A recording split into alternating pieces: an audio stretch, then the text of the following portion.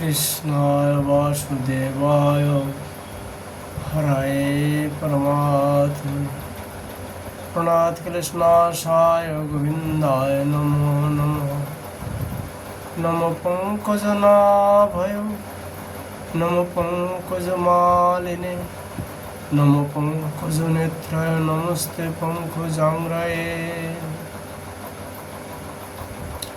श्रीमद्भागवत महापुराण की जय।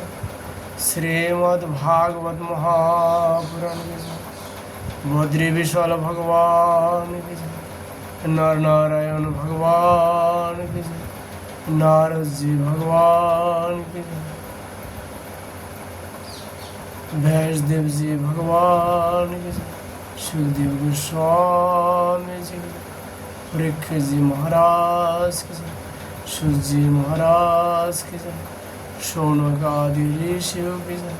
श्रोता बिंदु की जय। भक्तों बिंदु की जय। श्रीमद्भागवत महापुराण की जय। श्री गुरु महाराज की जय। जय जय श्री राधेश्याम निताई गौर हरि बोल। आज यहाँ पर चर्चा का विषय है श्रीमद् भागवत जी का 10वें स्कंदो 33 अध्याय कुबलाय पीर का उद्धार और अखर में प्रवेश। श्री सुगोवाच अत कृष्णाच्च रामाच्च कृतोऽसौ परन्तप मल्लदुन्दुभिर्भूषं श्रुतं दृष्टुमुपयतु। श्री सुखदेव गोस्वामी जी राजा परीक्षित से कहा, परीक्षित, काम क्रोधादि शत्रु को पराजित करने वाले परीक्षित, अब श्री कृष्ण और बलराम भी स्नान आदि नित्य कर्मों से निवृत्त होकर दंगल के अनुरूप नगारे की ध्वनि सुनकर रंग भूमि देखने के लिए चल पड़े। भगवान श्री कृष्ण ने रंग भूमि के दरवाजे पर पहुंचकर देखा कि वह महावत की प्रणा से कुबलाय पीर नामक हाथी खड़ा है। तो अब भगवान श्री कृष्ण ने अपनी कमर कस ली और घुंघराली अलके समेट ली तथा मेघ के समान गंभीर वाणी से महावत को ललकार कर कहा, महावत, ओ महावत, हम दोनों को रास्ता दे दे, हमारे मार्ग से हट जा। अरे सुनता नहीं, देर मत करो, नहीं तो मैं हाथी के साथ अभी तुझे जमराज के घर पहुंचाता हूँ। भगवान श्री कृष्ण ने महावत को जब इस प्रकार धमकाया तो वह क्रोध से तिलमिला उठा और उसने काल,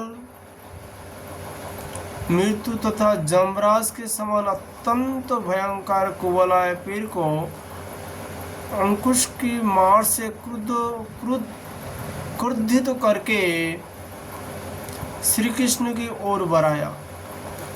कुबलाय पीर ने भगवान की ओर झपट कर उनने बड़ी तेजी से सूर में लपट लिया, परंतु भगवान सूर से बाहर सड़क आए और उसे एक घुसा जमाकर उसके पैरों के बीच में जा छिपे।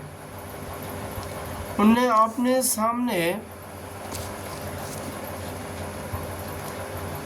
देखकर कुबलाए पीर को बड़ा क्रोध हुआ। उसने सुनकर भगवान को अपने सुर से टटोल लिया और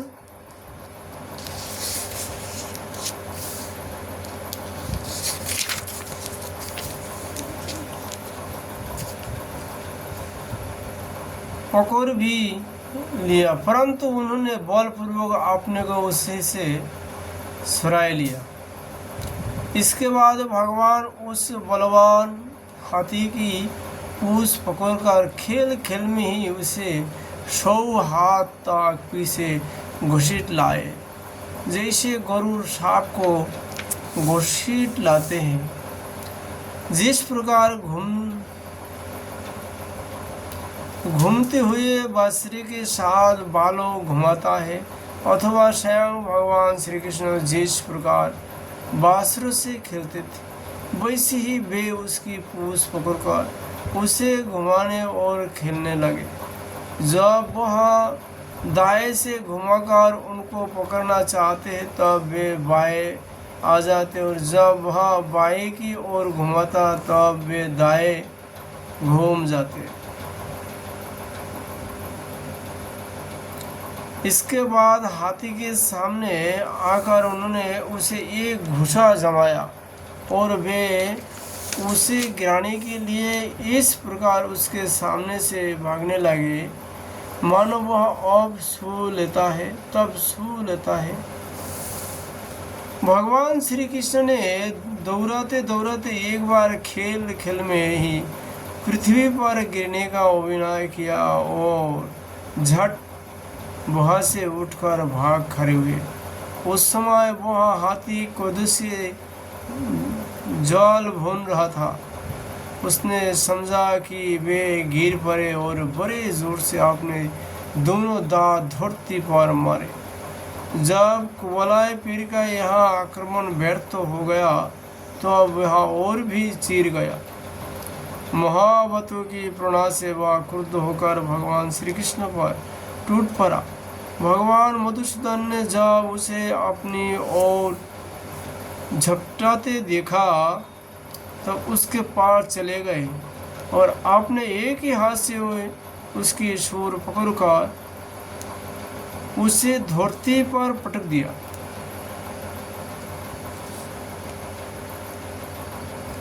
उसके गिर जाने पर भगवान ने सिंह के समान खेल ही खेल में उसे पैरों से दबाकर उसके दांत उखाड़ लिए और उन्हीं से हाथी और महावतों का काम तमाम कर दिया, अर्थात मार डाला। भगवान श्री कृष्ण जब इस प्रकार लीला किया, वह देखने वाले सब विस्मित हो गया।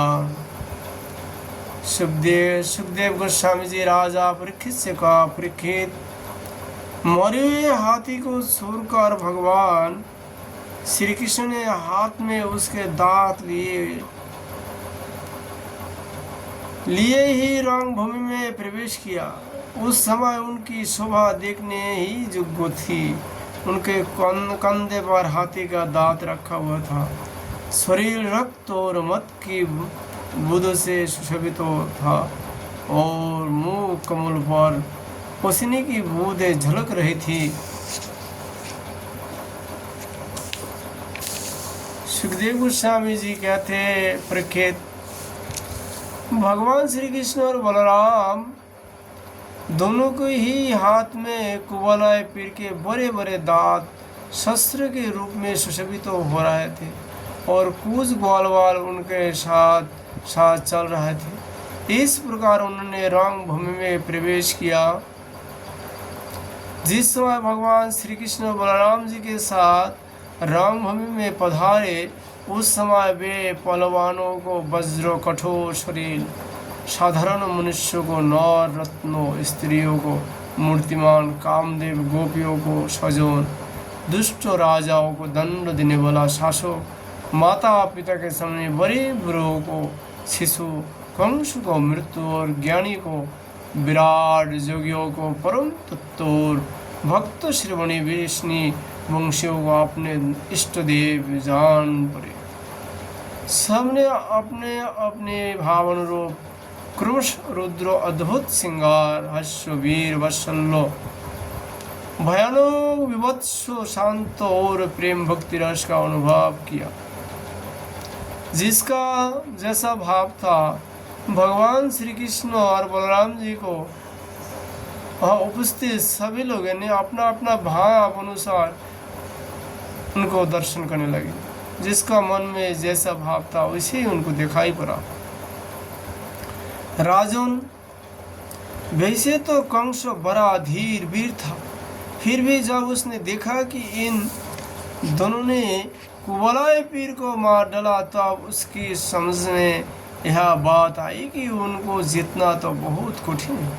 उस समय वह बहुत घबराया गया था। श्री कृष्ण और बलराम की बाहें बड़ी लंबी लंबी थी। पुष्प के हार वस्त्र और आभूषण आदि से उनका वेश विचित्र हो रहा था। वैसे जान पड़ा था मानो उत्तम वेश धारण करके दो नर अभिनय करने के लिए आए हो, जिनके नेत्र एक बार उन पर पड़ जाते बस लग ही जाते। यही नहीं, वे अपनी कांति से उसका मौन भी चुराए लेते। इस प्रकार दोनों रंग भूमि में शोभायमान हुए। भगवान सुखदेव जी राजा परीक्षित से कहा, परीक्षित, मंच पर जितने लोग बैठे थे वे मथुरा के नागरिक और राष्ट्र के जन समुदाय पुरुषोत्तम भगवान श्री कृष्ण और बलराम जी को देखकर इतने प्रसन्न हुए कि उनके नेत्र और मुख कमल खेल उठे, उत्कंठा से भर गए। वे नेत्रों के द्वारा उनकी मुख माधुरी का पान करते करते तृप्त ही नहीं हो पाते, मानो वे उन्हें नेत्र से ही पी रहे हो, जिह्वा से चाट रहे हो, नासिका से सूंघ रहे हो और भुजाओं से पकड़कर हृदय से सटाए रहे हो। उनके सौंदर्य गुण माधुर्य निर्भयता थी, मानो दर्शन को उनकी लीलाओं का स्मरण कराई दिया और वे लोग आपस में उनके संबंध की देखी सुनी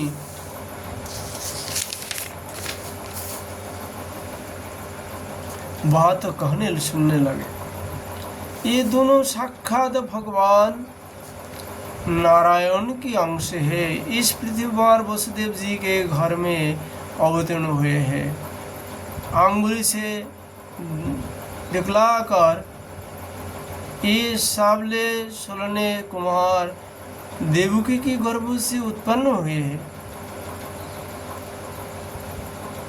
जन्मते ही वसुदेव जी ने इन्हें गोकुल पहुँचा दिया था। इतनी ही दिन तक ये वहाँ शिव कर रहे और नंदू जी के घर में ही पल कर इतने भरे हुए। उन्होंने ही पृथुनाथ नवल शंकुसुर केशी और धेनु आदि का तथा और भी दुष्ट दत्तों का वध तथा जमलय अर्जुन का उद्धार किया है। इन्होंने ही गौ और ग्वालों को दावानल की जला से बचाया था। कालियोनाग का दमन और इंद्र का मान मर्दन भी इन्होंने किया था। इन्होंने 7 दिन तक एक ही हाथ पर गिरिराज गोवर्धन को उठाए रखा और उसके द्वारा आदि पानी तथा वज्रपात से गोकुल को बचाए लिया। गोपियाँ इनकी मंद मंद मुस्कान, मधुर सिद्धवान और सर्वदा एक रास प्रसन्न होने वाले मुखार बिंदु के दर्शन से आनंदित तो रहती थी। अनायास ही सब प्रकार के तप से मुक्त हो जाती थी। सब प्रकार के ताप, तीनों ताप, आदि भौतिक, आदि दैविक, आध्यात्मिक, तीनों ताप से गोपियाँ निवृत्त हो जाती थी। कहते हैं कि ये यदुवंशों की रक्षा करेंगे। यह विख्यात वंश इनके द्वारा महान समृद्धि जश और गौरव प्राप्त करेगा। ये दूसरे इनने श्याम सुंदर के बड़े भाई कमल नयन श्री बलराम जी है। हमने किसी की मुंह से ऐसा सुना है कि उन्होंने ही प्रलम्बासुर, वसासुर और बकासुर आदि को मारा है। जिस समय दर्शक में यह चर्चा हो रही थी और आखिर में तुरई आदि बाजे बज रहे थे, उस समय चाणूर ने भगवान श्री कृष्ण और बलराम को संबोधन करते हुए यह बात कही। नंदन श्री कृष्ण और बलराम जी, तुम दोनों वीरों के आदरणीय हो। हमारे महाराज ने यह सुनकर कि तुम लोग कुश्ती लड़ने में बड़े निपुण हो, तुम्हारा कौशल देखने के लिए तुम्हें यहाँ बुलवाया गया। देखो भाई, जो प्रजा मौन, वचन और कर्मों से राजा का प्रिय कार्य करते हैं उसका भला होता है, और जो राजा की इच्छा के विपरीत काम करती है उसे हानि उठाना पड़ती है।